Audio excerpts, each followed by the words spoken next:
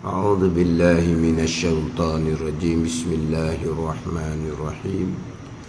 الحمد لله رب العالمين، والصلاة والسلام على سيد المرسلين وعلى آله وصحبه أجمعين. رب اشرح لي صدري ويسر لي أمري واحلل عقدة من لساني يفقه قولي. سبحانك لا علم لنا إلا ما علمتنا إنك أنت العليم الحكيم. ولا حول ولا قوة إلا بالله العلي العظيم. Kitab Bidayatul Hidayah, muka surat 12,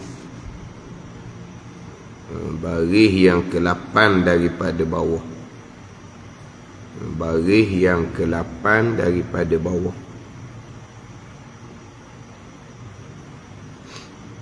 Qala al-muallifu rahimahullahu ta'ala wa nafa'ana bi'ulumihi amin.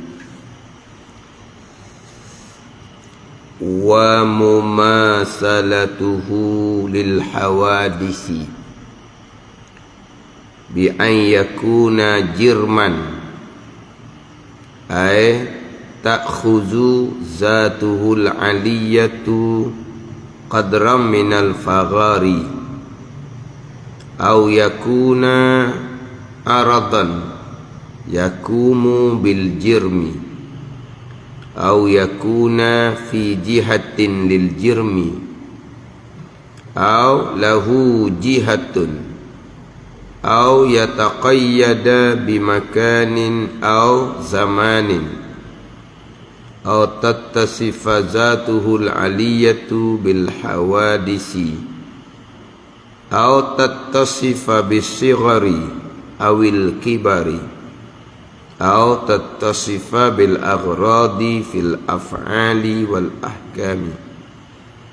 Wal mumasalatu lil hawadisi bi an yakuna jirman ay ta'khuzu zatuhu al aliyatu qadran minal faghari aw yakuna aradan yakumu bil jirmi aw yakuna fi jihatin lil jirmi aw lahu jihatun aw yataqayyada bimakanin aw zamanin aw tattasifa zatuhul aliyatu bil hawadisi aw tattasifa bisighari awil kibari aw tattasifa bil aghradi fil af'ali wal ahkami. Dan keempat, mumasalatuhu lil hawadith. Dan keempat daripada 20 sifat yang mustahil bagi Allah Subhanahu wa ta'ala. Yang keempat daripada 20 sifat yang mustahil bagi Allah Subhanahu wa ta'ala. Lawan kepada sifat mukhalafatuhu ta'ala lil hawadis. Lawan dianya mumasalatuhu lil hawadis. Jadi sekarang masuk kepada bahagian yang kedua daripada 3 bahagian pembicaraan sifat Allah Subhanahu wa ta'ala, sifat yang mustahil. Bahagian yang pertama membicarakan sifat yang wajib bagi Allah Subhanahu wa ta'ala. Jadi bahagian yang kedua membicarakan sifat yang mustahil bagi Allah Subhanahu wa ta'ala.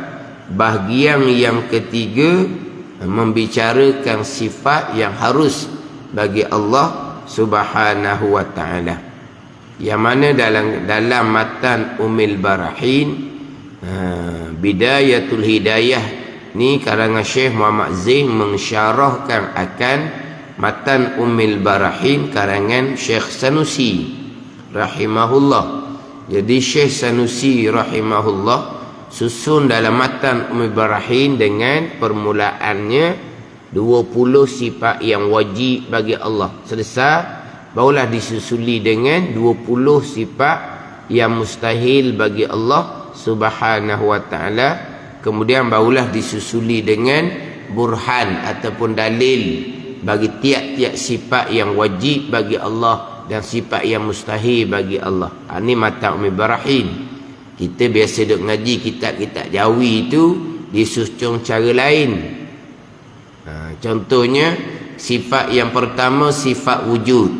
Dihuraikan apakah makna wujud Allah Subhanahu wa ta'ala. Terus didatangkan sifat mustahil lawan kepada sifat wujud. Bicara sifat mustahil lawan pada sifat wujud disusuli dengan burhan ataupun dalil Allah bersifat dengan sifat wujud. Pindah pada sifat yang kedua, sifat kidam. Dihuraikan apakah makna sifat kidam selesai, terus didatangkan sifat mustahil lawan kepada sifat kidam selesai, terus disusuli dengan dalil bagi sifat kidam Allah Subhanahu wa ta'ala.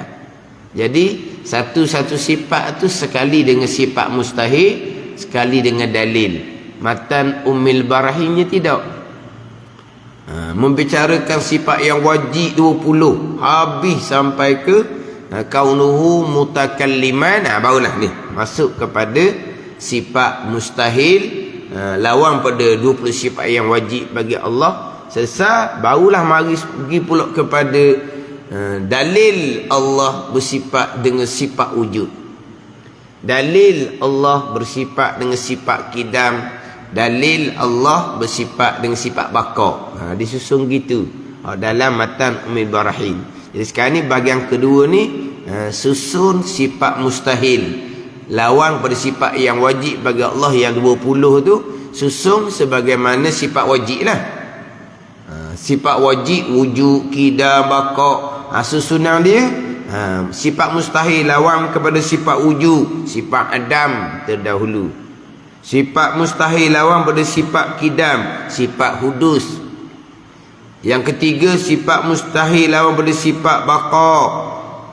Didatangkan turubul adami ataupun sifat fana.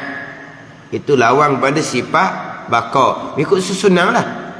Jadi sifat yang wajib yang keempat, mukhalafatuhu ta'ala lil hawadis. Maka bicara sifat mustahil lawan kepada sifat mukhalafatuhu lil hawadis, iaitu sifat mumasalatuhu lil hawadis.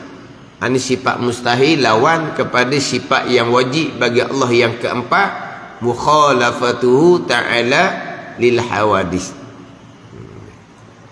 Dan keempat, mumasalatuhu lil hawadis, artinya menyerupai. Mumasalah ni serupa. Mumasalatuhu serupanya Allah. Mumasalatuhu menyerupai ia Allah bagi yang baharu. Iaitu menyerupai bagi yang baharu ni. Hawadis, yang baharu. Hadis, hawadis, yang baharu. Hadis, hawadis. Hawadis ni jamak. Segala perkara yang baharu, yang ada permulaan bagi wujudnya. Jadi Allah Subhanahu wa ta'ala bersifat dengan sifat mukhalafah, bersalahan, tidak serupa. Sifat mustahil menyerupai Allah Subhanahu wa ta'ala bagi yang baharu, bagi segala perkara yang baharu. Iaitu menyerupai Allah Ta'ala bagi yang baharu. Sifat mustahil yang keempat, lawan mukhalafatuhu lil hawadis, lawan mukhalafatuhu lil hawadis. Mana dengan bahawa bukan seperti itu, dengan bahawa bi an yakuna dengan bahawa ada ia Allah.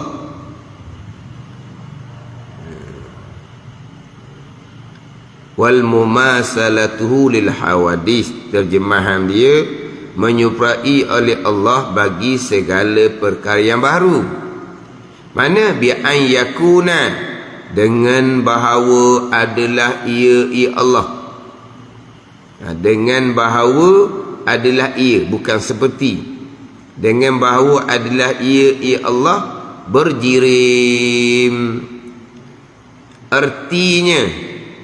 Arti berjirim ni mengambil zatnya, zat Allah subhanahu wa ta'ala yang maha tinggi itu daripada qadar, daripada faragh.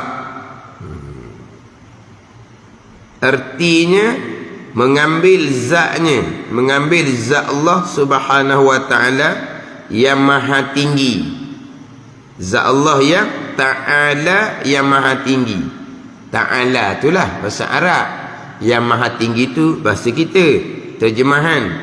Artinya bahawa adalah ia Allah tu berjirim, artinya mengambil zatnya yang maha tinggi, qadar, sakatan, daripada faragh, daripada tempat yang kosong.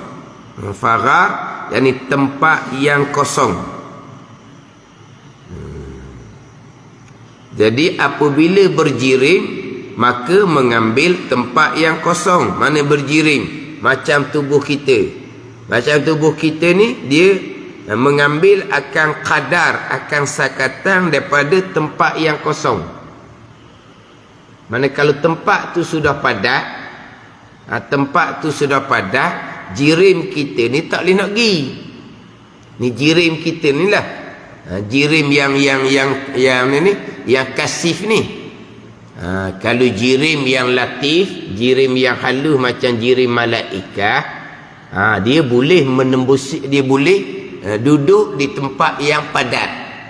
Kan malaikat kan, dinding ke tembok ke, malaikat boleh pergi mari je. Sebab jirim malaikat, jirim yang dipanggil jirim yang latif, jirim yang halus. Jirim kita panggil jirim yang kasif. Mana kalau tempat tu padat, dinding contohnya, tembok, kita tak boleh nak masuk. Jirim kita ni mengambil qadar tempat yang lapang ni, tempat yang kosong, tu berjirim. Tu zat kita. Zat Allah berjirim, mustahil. Itu dipanggil mumasalatuhu lil hawadih gitu. Hawadih ni kita lah yang baru. Serupa Allah dengan kita, mana Allah ni berjirim juga, mustahil. Dia berjirim ni, dia mengambil tempat yang kosong, mengambil tempat yang faragh, tempat yang kosong. Dia faragh, kosong-kosong ni, dia dua bahagilah. Satunya faragh yang muhaqqaq dia panggil. Faragh yang sebenar-benar lah, kosong sungguh lah. Kosong sungguh ni sebelum daripada dijadikan oleh Allah akan segala makhluk. Itu kosong sungguh, tak ada sekarang habuk lah. Adapun kosong sekarang dipanggil faragh yang mauhum je. Kosong, kita kata kosong ni kosong yang diwahamkan saja. Padahal kosong apa ni? Penuh dengan udara, penuh dengan angin ni sekarang. Kita kata ni kita berjirim. Jadi jirim ni dia kena ambil tempat kosong. Faragh ni tempat kosong. Kosong sungguh ke? Ini kosong sungguh. Ada udara, dak orang panggil kosong. Tapi dengan faragh yang mauhum dipanggil. Faragh yang diwahamkan, yang disangka je, sebut je kosong. Tapi sebenarnya penuh dengan udara. Faragh yang sebenar-benarnya Farar kosong yang sungguh-sungguhnya sebelum Allah menjadikan makhluk. Tu kosong yang sesungguh-sungguhnya. Tak ada. Ni udara ni makhluk yang Allah jadikan. Jadi tempat ni tak ada kosong. Tempat ni ada udara, tapi dengan tempat kosong lah dipanggil. Dia panggil farar yang mauhum. Jadi kalau berjirim, dia akan mengambil tempat yang kosong. Itu sifat hawadis, sifat makhluk. Contohnya zat kita. Kemudian dia akan hurah satu-satu nanti di bawah tu. Atau adalah ia Allah arak yang berdiri ia Allah dengan jirim. Dia akan cerita arak nanti. Arak ni sifat yang baharu, yang ada di jirim yang baharu. Mustahil Allah ni arak yang berdiri dengan jirim. Arak ni kalau kita gak macam putih, hitam atau arak. Arak ni sifat yang baharu yang ada di jirim yang baharu. Itu arak. Ini sifat hawadih belaka ni. Atau adalah ia ya Allah pada pihak bagi jirim. Pihak atas ke, pihak bawah ke, pihak kanan kiri ke. Jirim contohnya arash.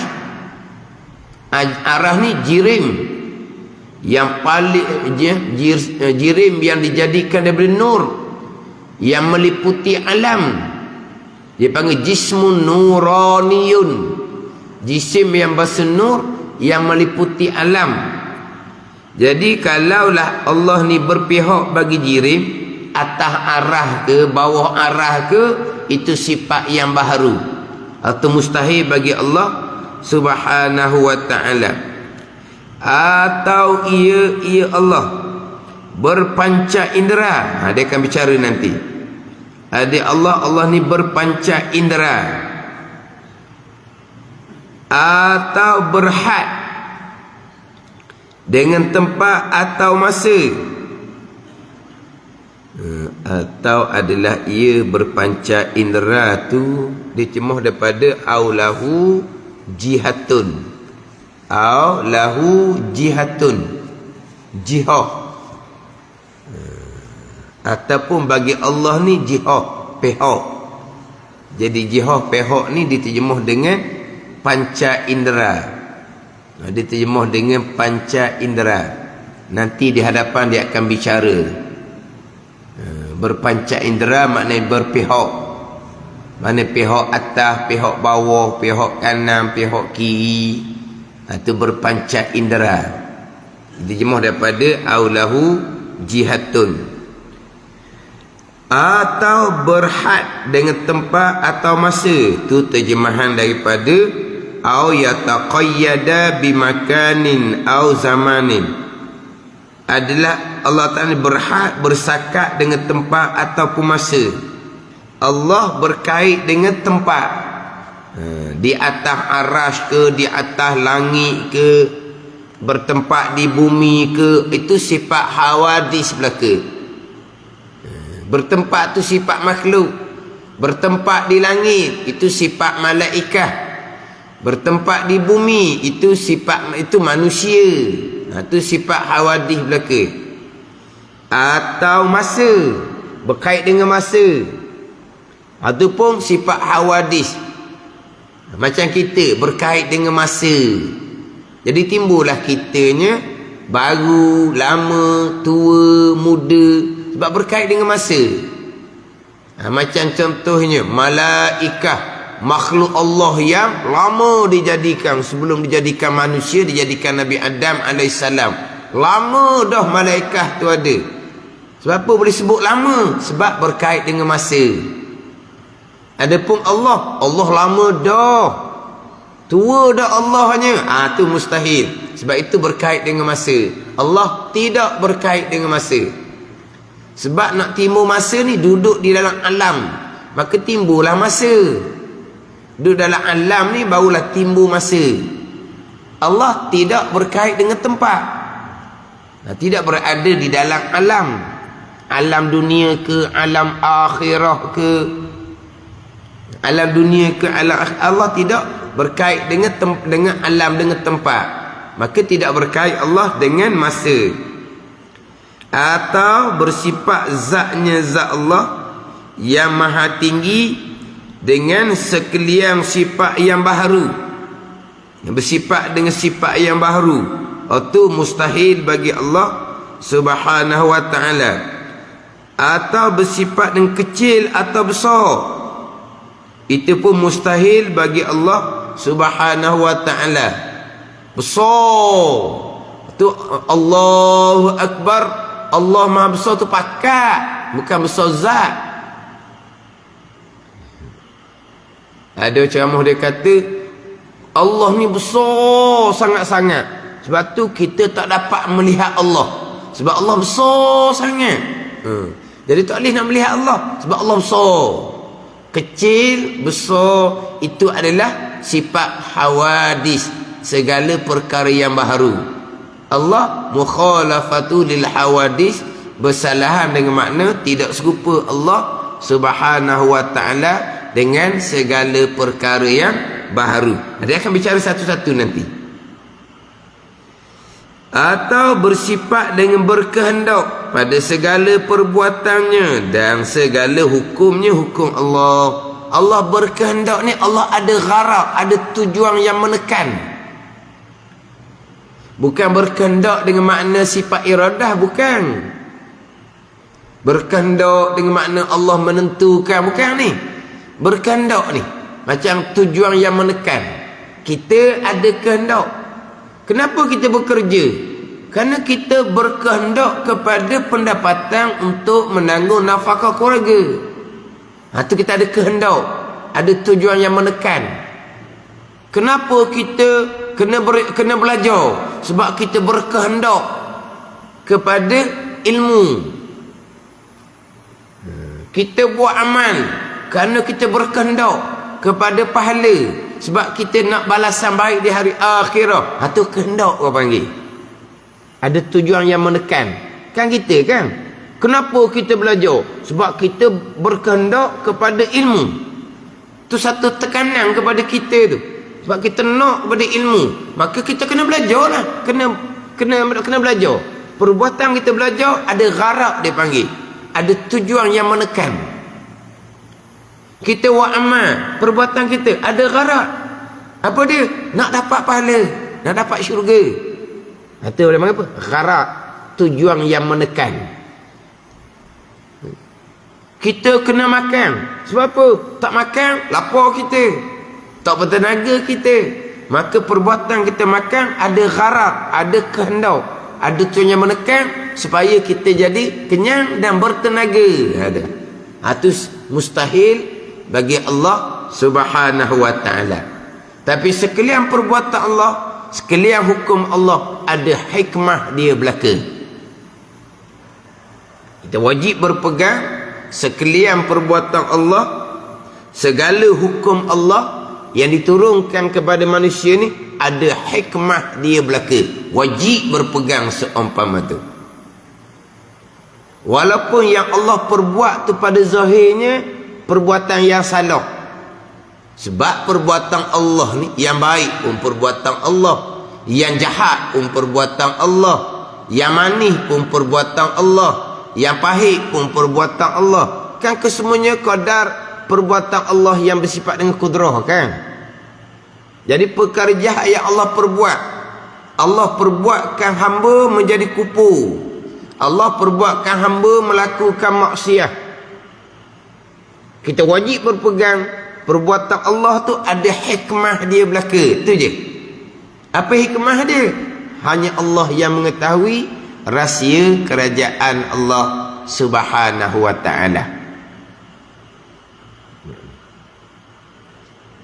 Allah jadikan seseorang tu beriman, Allah jadikan seseorang tu buat amal soleh. Ada hikmah. Allah kena jadikanlah dia itu beriman, Allah kena jadikanlah dia itu beramal soleh, baru Allah boleh letak dalam syurga. Itu ada tujuan menekan. Itu ada tujuan yang menekan gitu. Allah boleh memasukkan ke syurga tanpa ada amal. Nabi Adam AS buat amal apa? Tuhan buat syurga lalu dah. Tengok.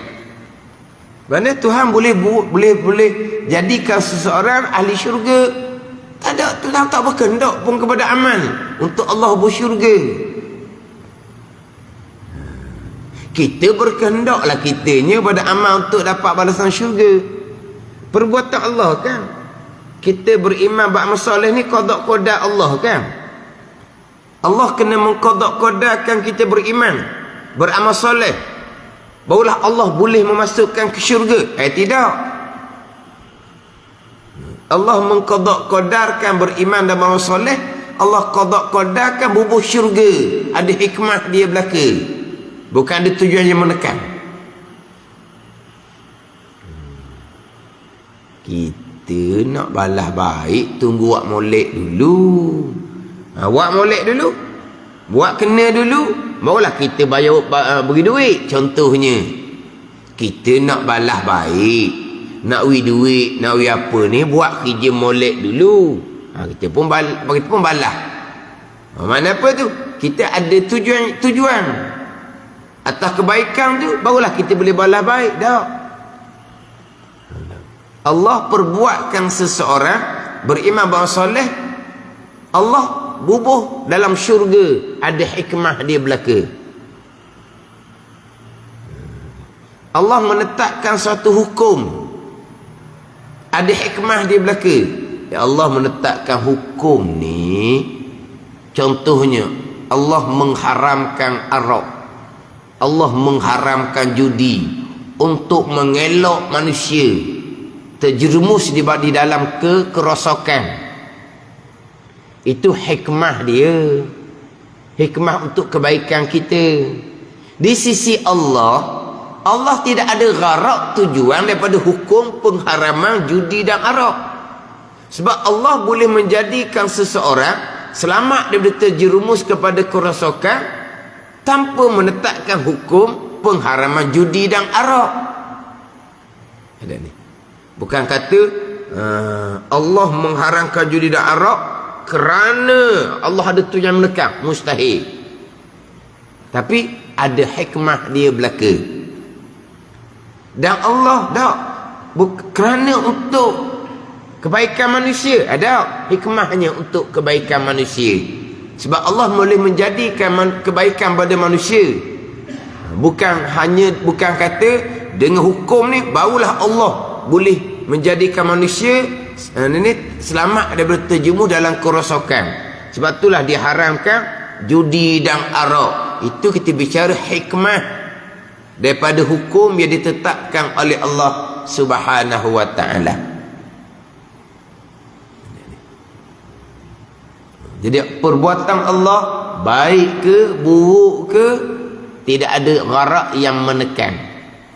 Tapi hikmah dia ada lah. Allah jadikan perkara yang buruk, hikmah dia nak menyedarkan kita, untuk menyedarkan kita jalan yang sebenarnya macam mana, pilih jalan buruknya jadi macam mana. Itu hikmah dia. Tapi baik buruk kesemuanya perbuatan Allah Subhanahu wa ta'ala. Qada qadar lah. Qada qadar kudrah iradah tu. Qada qadar Allah tidak berlaziman dengan redha Allah. Allah mengqadakkan satu-satu perkara, Allah redha, Allah restu. Tak. Qada Allah, redha Allah tidak berlaziman. Allah mengqadakkan itu terbaik. Allah mengqadakkan belaka terbaik ke terburuk ke, Allah mengqadakkan belaka. Dan keputusan tu qada Allah pasti terbaik. Kita sentiasa buat keputusan. Pada ni, kita dalam kehidupan ni bukan sentiasa buat keputusan. Kita sentiasa buat keputusan dalam kehidupan. Apa keputusan yang kita ambil bukan qada qadar. Qada qadar nah. Dan adakah qada qadar pada kita buat keputusan terbaik, nyata kemudian tak betul keputusan kita tu? Jangan pula. Allah telah mengqadakkan keputusan, maka itu terbaik. Mudah-mudahan terbaik. Dah keputusan Allah pasti terbaik. Kita dah baca tak sedar pula.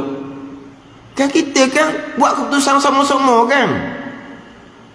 Nak buat kerja apa, kena buat gini, bincang-bincang mesyuarat, buat keputusan. Bukan keputusan kita seorang. Keputusan ramai ni, mesyuarat buat keputusan. Keputusan mesyuarat tu bukan qada-qada. Pasti terbaik. Kadang-kadang terbaik, kadang-kadang kena mesyuarat kembali, kena tukar keputusan baru. Tapi keputusan tu memang qada-qada. Mudah-mudahan terbaik tu je. Pasti terbaik. Sebab Allah yang qada-qada yang keputusan tu. Ni jahil sangat ni. Mudah-mudahan terbaik. Ataupun menjadi pengajaran, menimbulkan keinsafan. Banyakkah yang kita nak kena muhasabah sebelum kita berhadapan dengan hari akhirat. Atas dunia sekalipun, kalau kita tak ikut jalan agama, macam mana akan jadi kepada agama diri kita, anak cucu kita. Ini pengajaran, menimbulkan keinsafan. Tapi apa perkara, semuanya qada-qada. Apa keputusan, semuanya qada-qada. Qada-qada Allah pasti terbaik untuk kita. Ada yang terbaik, ada yang Allah qada-qadarkan sebagai musibah, bala. Qada-qada Allah ni ada bentuk nikmat. Dengan redha Allah, dengan Quran Allah, dengan ihsan buat baik Allah. Ada qada Allah ni atas bentuk musibah, atas bentuk istidraj. Beri, cukuplah nanti. Sampai masa mati, terimalah balasan. Di alam barzah permulaan dia.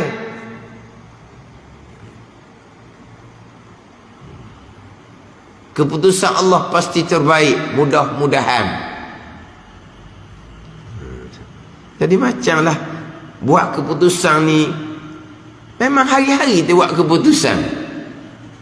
Hari-hari tu buat keputusan. Tapi keputusan kita tu bukan qada-qada. Qada-qada lah. Terbaik. Kita buat keputusan tu mudah-mudahan terbaik. Kita semai istikharah dah sebelum buat keputusan. Semai istikharah ni macam semai ajak lah. Cukup syarat Allah perkenan, tak cukup syarat Allah tidak perkenan. Kita ada hajah, sentiasa kita semai sunat hajah, tapi tak diperkenankan. Tak cukup syarat. Sama juga semai istikharah. Kita semai istikharah sentiasa, tapi keputusan kita banyak hak salah. Dia sama je. Kita mai hajah, kita mai istikharah. Kemudian pula Allah ni pula perkenan kepada kita terkadang dengan jalan segera, terkadang dengan jalan bertangguh. Terkadang Tuhan beri apa yang kita nak. Terkadang kita nak perkara lain, Tuhan beri perkara lain, itu lebih baik kepada kita. Gitu je lah. Sebelah kitanya sentiasa mohon hajah kepada Allah, sentiasa semai istikharah, mohon petunjuk daripada Allah dalam kita buat keputusan. Tu bahagian kita. Cukup syarat Allah perkenan. Allah perkenan segera bertangguh atas kehendak Allah. Allah perkenan perkara yang sama ataupun Allah ganti perkara lain atas kehendak Allah. Gitu je lah. Saya buat putusan semua istikharah, putusan saya betul, mudah-mudahan betul. Keputusan saya ni qada-qada, semua keputusan qada-qada belaka. Semua keputusan qada-qada belaka.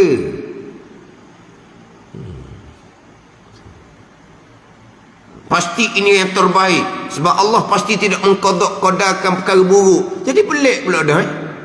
Hak perkara buruk yang berlaku ni, perkara jahat yang berlaku, kufur maksiat, bukan qada-qada.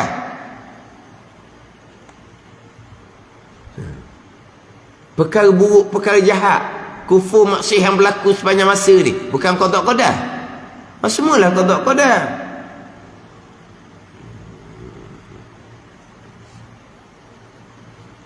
Jauh sangat dari pemahaman akidah. Tak erti orang panggil.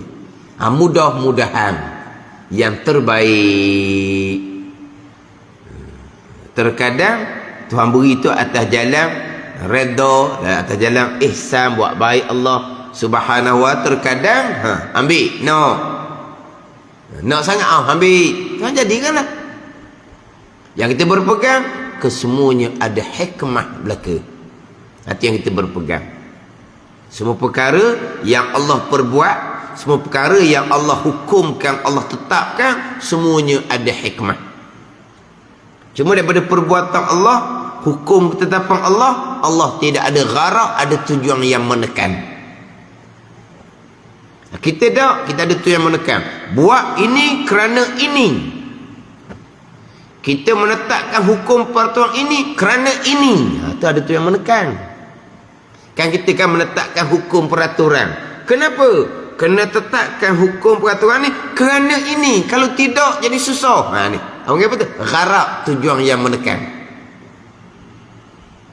Itu timbul kita buat hukum, buat peraturan, buat ketetapan. Sebab ada gharak, ada tujuan yang menekan. Yang ni kehendak, dia timbul kehendak. Bukan kehendak iradah ni.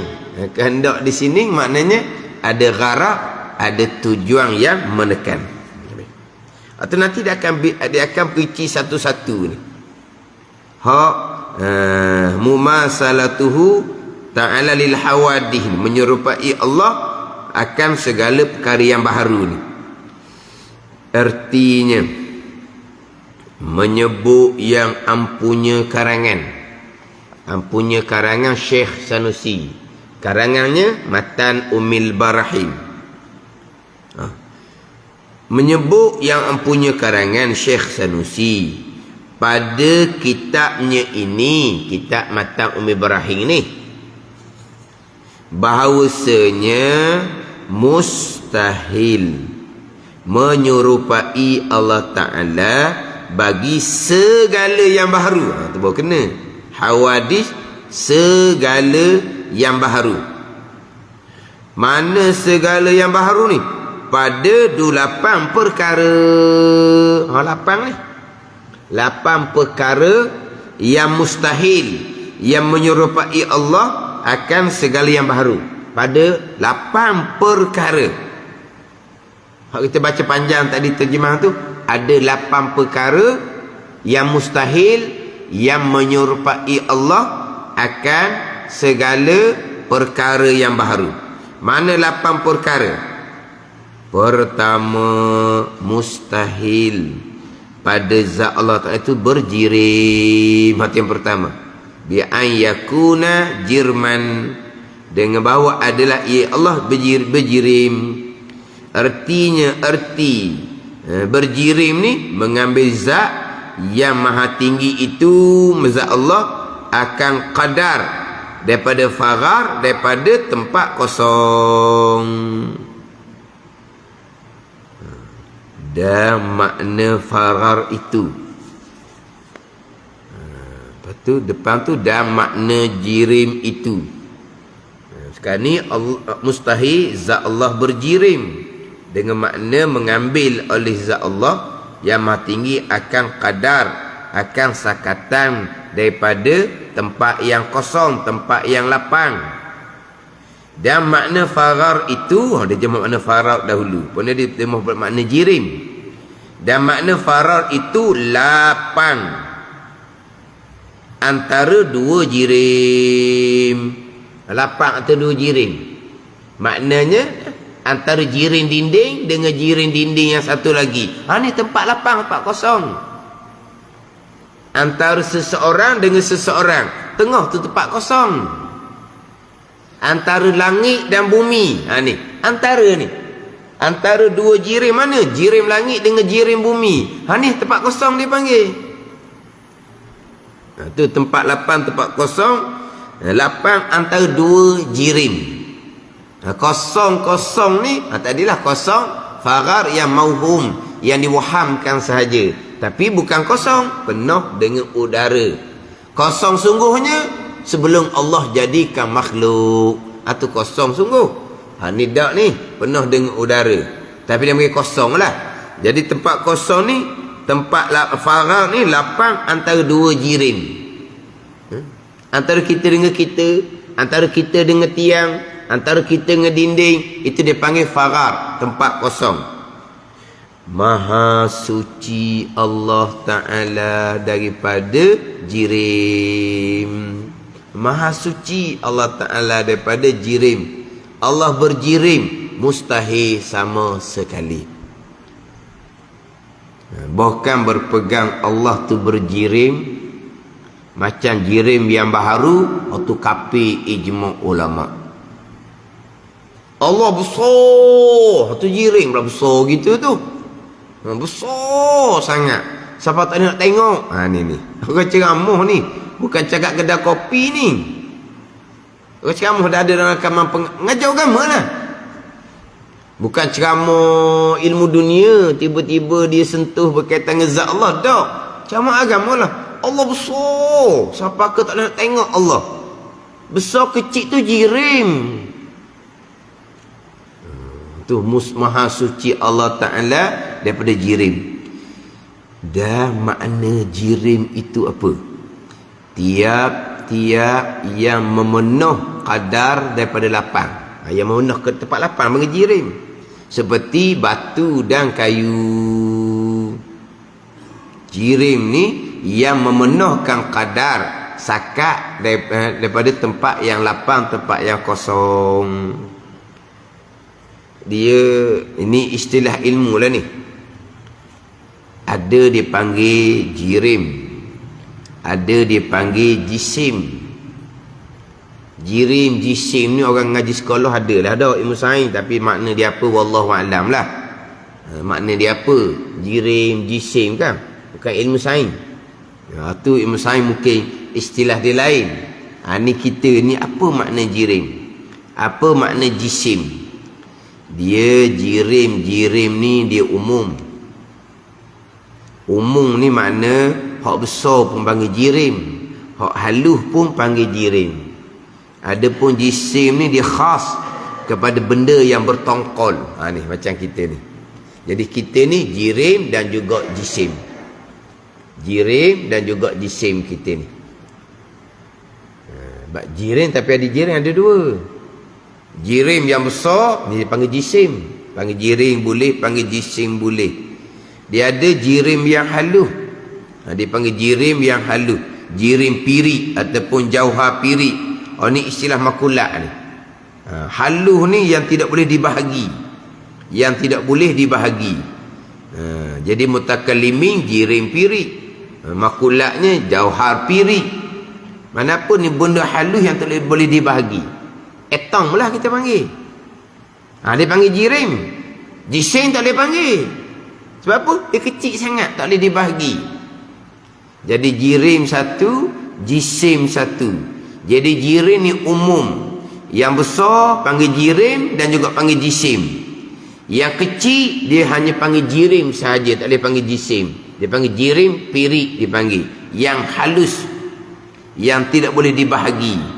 Yang halus, yang tidak boleh dibahagi, itu dipanggil jirim pirik yang halus. Adapun jisim, jisim tu jirim yang besar macam tubuh kita. Jadi jirim ni benda yang bertiap-tiap yang memenuhkan kadar dan lapang, seperti batu dan kayu atau jirim. Ni tubuh kita ni jirim dan juga jisim. Mustahil Allah Ta'ala berjirim, berjisim macam tubuh kita. Mustahil sama sekali. Itu mustahil yang pertama, menyerupai Allah Subhanahu wa Ta'ala akan segala perkara yang baharu. Dan keduanya, dia ada 8. Dan keduanya, kedua ada 8 perkara yang menyerupai Allah akan segala perkara yang baharu yang mustahil. Mustahil bahawa adalah Allah Ta'ala itu Arab. Yang berdiri ia Arab, yang ada ia Arab dengan jirim.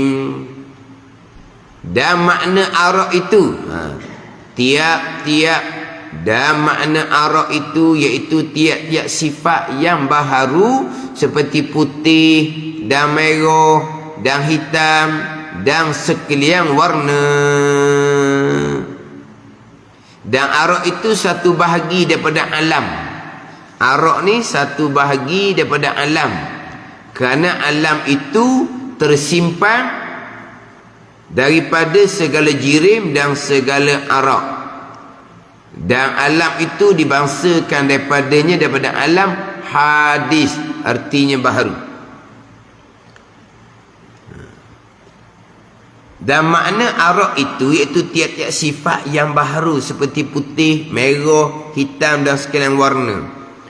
Dia tadi kita sebut jirim dengan jisim. Jirim umum, besar dan kecil. Jisim ni kena kepada khas jirim yang besar. Ni arak. Arak ni dengan sifat. Arak khas kepada sifat yang baharu. Adapun kalau sebut kata sifat yang qadim, sifat Allah panggil sifat. Yang baharu, sifat makhluk panggil sifat. Mana? Sifat besar, sifat kecil, sifat tinggi, sifat rendah, sifat putih, sifat hitam. Jadi ni putih hitam ni panggil sifat boleh, panggil arak boleh. Ada ni. Adapun sifat Allah yang qadimah tak boleh panggil arak, hanya boleh panggil sifat. Sebab apa? Sebab arak ni kena kepada sifat yang baharu yang ada di zat yang baharu, yang ada di jirim yang baharu. Ni semua istilah ilmu ni kalau kita ingat senang sikit. Tadi jirim, jisim. Jirim umum. Hak besar panggil jirim, hak kecil panggil jirim.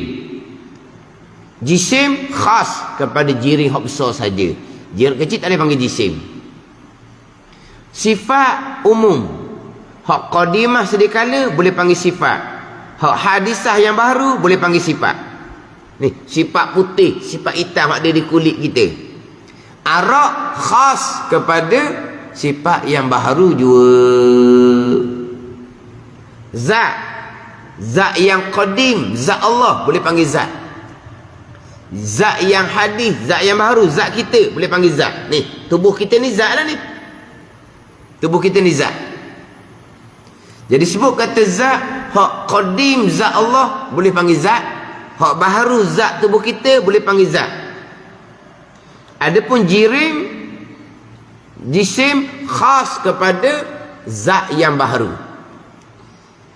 Zat Allah tak boleh panggil jirim, sebab jirim ni benda yang mengambil lapang. Adapun zat Allah bukan jirim yang mengambil lapang, maka zat Allah tak boleh panggil jirim. Tapi jirim kita, tubuh kita ni panggil jirim boleh, panggil zat boleh. Jadi zat umum, hak qadim zat Allah panggil zat, hak baharu zat kita boleh panggil zat. Adapun jirim khas kepada zat yang baharu. Kan? Kita bicara tadi jirim umum, hak besar, hak halus panggil jirim. Cuma hak halus panggil jirim piri. Adapun jisim khas kepada jirim yang besar. Ni buat sama, ni bicara lain, lepas dah bicara tu. Cuma nak faham istilah je. Sifat dengan arak. Sifat ni umum. Sifat yang qadimah, sifat Allah panggil sifat. Sifat yang hadisah, sifat makhluk, putih hitam panggil sifat. Boleh panggil sifat. Hak qadimah boleh panggil sifat, hak hadisah, hak baru pun putih hitam boleh panggil sifat. Adapun arak khas tertentu kepada sifat yang baru, putih hitam. Adapun kudrah iradah Allah tak boleh panggil arak. Kenapa kudrah iradah tak boleh panggil arak? Sebab arak ni kena kepada sifat yang baharu, yang ada di jirim yang baharu. Kudrah ada di tubuh kita. Tubuh kita ni jirim. Kudrah di tubuh kita ni nak panggil sifat pun boleh, nak panggil arak pun boleh.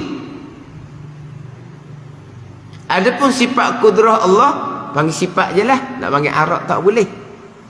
Sebab Kudrah tu sifat yang qadimah, yang ada di zat yang qadim, zat Allah.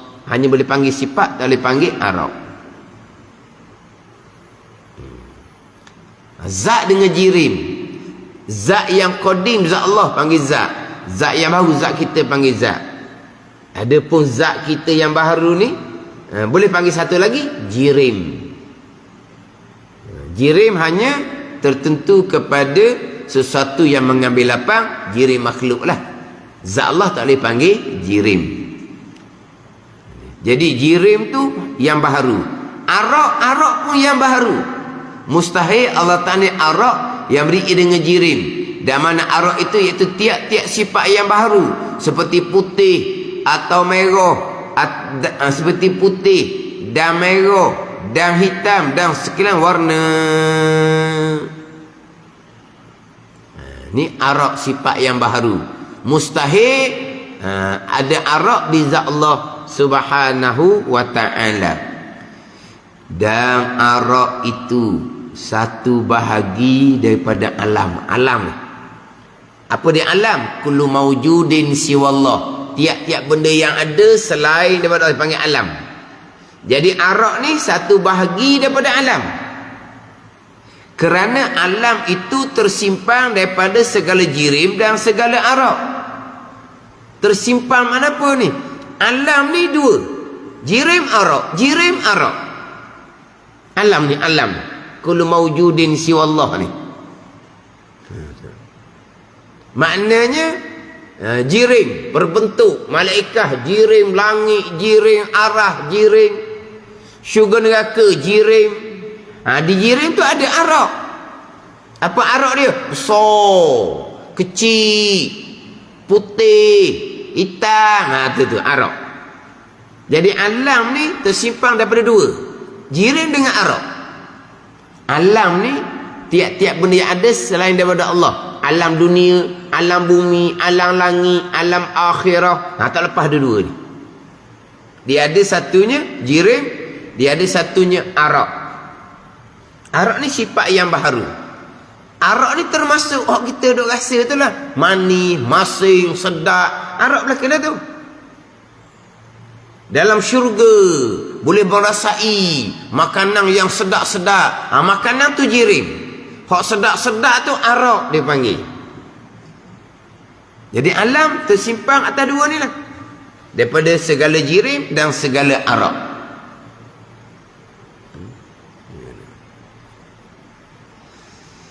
Dan alam itu hak tersimpan segala jirim dan arak tu dibangsakan daripada alam hadis. Ertinya erti hadis baharu. Alang-alang ni kita bangsakan, kita katakan kepada benda yang barulah alam ni. Apa dia? Kullu mawjudin siwallah. Tiap-tiap benda yang ada selain daripada Allah. Jadi benda yang ada selain Allah makhluk lah, makhluk baru lah. Jadi alam ni dibangsakan kepada yang baru. Allah qadim. Maka Allah bukan jirim, Allah bukan arak. Sebab jirim arak ni ni benda yang baru. Jirim arak ni alam. Alam ni adalah marbuk kepada Allah, yang direntahi oleh Allah. Allah ni Rabb. Alhamdulillahi Rabbil Alamin. Allah Rabb, Allah Tuhan. Alam ni jirim ke, arak ke, marbuk kepada Allah. Allah sebagai Rabb tidak serupa dengan alam yang menjadi marbuk, yang direntah, yang diatur oleh Allah Subhanahu wa ta'ala. Yang baru alam ni yang Allah jadikan. Maka Khalik penjadi dengan makhluk alam ni yang dijadikan pastilah tidak serupa. Pastilah mukhalafatuhu lil hawadis. Bersalah tak serupalah Allah, sebab Allah ni Rabb. Hawadis ni marbuk kepada Allah. Allah ni Khalik. Alam ni makhluk yang dijadikan oleh Allah. Pastilah Khalik dan makhluk tidak serupa. Jadi jirim itu adalah perkara yang baru. arak pakaian baharu. Allah bersifat dengan sifat qidam. Allah yang qadim, Allah yang sedia kala, mustahil arak, mustahil jirim, dan juga mustahil arak. Jadi jirim itu sifat hawadih yang pertama, arak sifat hawadih yang kedua, yang mustahil serupa Allah Subhanahu wa taala akan segala perkara yang baharu. Dan ketiga, mustahil bahawa Allah Ta'ala itu di atas jirim atau di bawah jirim. Allah jirim mustahil dah. Allah bukan jirim, tapi Allah di atas jirim atau di bawah jirim atau di kanan jirim atau di kiri jirim atau di hadapan jirim atau di belakang jirim, seperti di atas arash, atau mustahil. Itu sifat hawadis, sifat yang baharu. Allah Ta'ala mukhalafatuhu ta'ala lil hawadis. Wallahu a'lam. Bismillahirrahmanirrahim. Alhamdulillahi rabbil alamin. Wassalatu wassalamu ala sayyidil mursalin wa ala alihi wa sahbihi ajma'in. Allahumma aftah alaina futuhal arifin. Allahumma allimna ilma akdamin wa fahimna famas sabiqin warzuqna ruqat talibin. Allahumma zidna ilman wa alhiqna bis salihin. Wa sallallahu ala sayyidina Muhammadin wa ala alihi wa sahbihi wa sallam. Walhamdulillahi rabbil alamin.